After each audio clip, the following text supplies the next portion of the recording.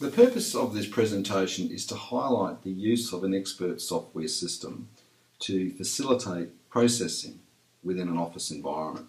And I'm talking here, of course, about accountancy, bookkeeping, etc. The key problem faced by practitioners and people with lots of knowledge is their staff have nowhere near the same level of knowledge as they do. And the classic case of this is the junior graduate who 3 months in has a lot of intelligence but not much knowledge.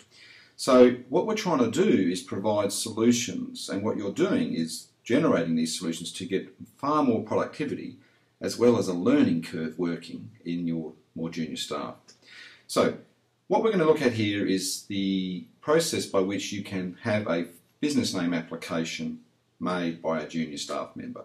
Client comes in, asks for a business name application to be done. It's part of a discussion. It's a small little point that goes through, but there's always lots of little things to do. So it could be a function of a tax return, and it's just come up that they want a new business name. So what happens is we're now looking at the screen of a junior graduate, say 3 months. When they look at their screen, and there's lots of different jobs that they have, they will look at their job area and it will detail every job they've got to do. Remember, this is a network system, so it's available to everyone in the office. Everyone can see what everyone else's jobs are and the status of those different jobs. The job we're interested in here is the Jones Family Trust business name application. The idea behind it is this part of the screen shows what the jobs are. The next part of the screen is showing you what the job is in terms of a step-by-step process system. In other words, we've got to do a business name application for the Jones Family Trust, and we are given a string of steps to make it clear about exactly what has to happen and to provide the tools. Step 1, for example, would simply be either an audio or a document explaining what the business name should be and any details about the application that might be useful for the graduate, for example, when it's got to be done or any clarifying points. The process in the second step is highlighting the power of the internet and integrating an expert system with the internet. It's a learning tool. If you're going to get someone to do a business name, you're not in the room, remember, you're interviewing a client or on the phone, why not provide that person with a quick link about what is going on with this area so they can understand? And this is attaching to a website which just happens to be a really good website explaining business names. And we all know of these wonderful sites that have really great information, and like a lot of things on the internet, it's free.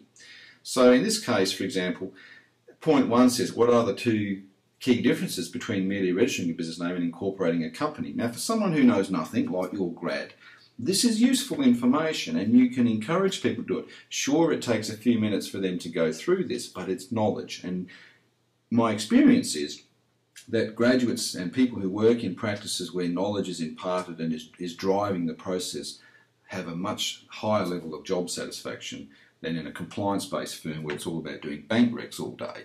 So here's a tool for learning a little bit about what business names are about. The point 3 is simply making the website available to them quickly and efficiently to access ASIC so they can do a search of the availability of that name. Anyone who's applying for a business name needs to check whether the name is available.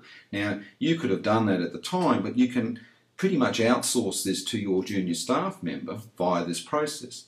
The next part is that you have all the forms. Now, these forms can be found on the internet, of course, but you've got them lined up here nicely, and you can also put in instructional information on that form. So Form 1, new business name, is what we're doing. You then click on that form, and you now have the Form 1.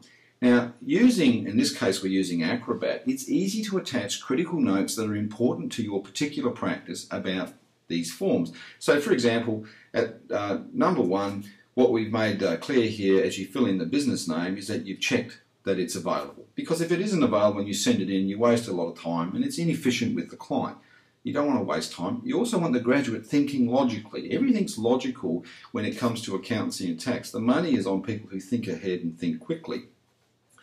The alternative names, now this is a protocol issue. Now what that little note says is that you need to have alternative names. If for some reason you forgot to do that, the graduate should be able to pick this up. And not only is it asking for alternative names, but it's reminding the junior graduate, etc., to get that from the client in writing or by email, and then attaching it to the client's database entry. So you've got a record of what the proposed alternative names were.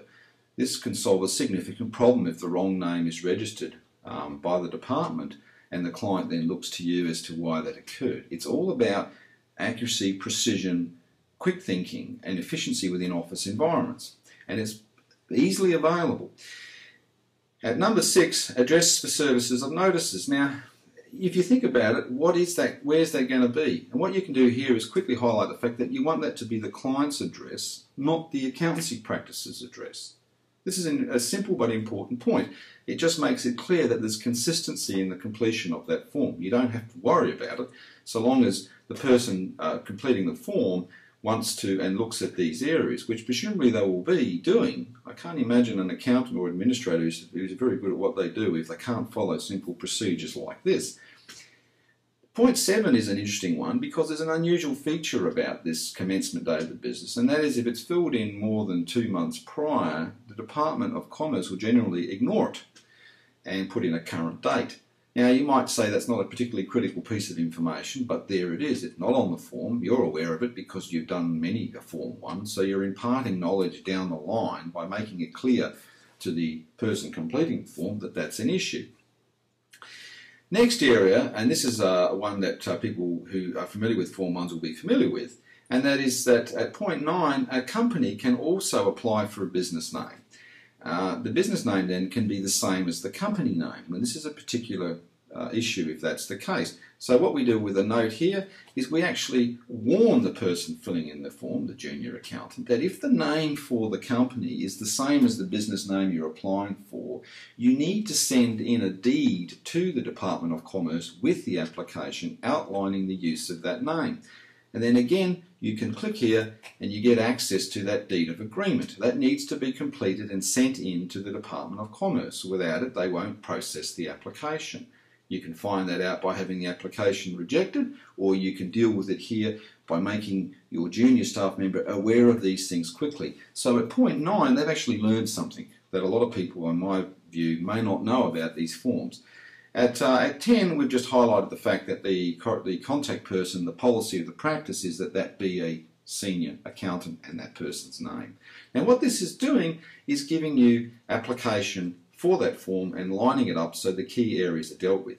Getting back to the job itself, you then have details in here about forwarding the form to the client. That may say you want it sent by snail mail or by email, or how you want that recorded.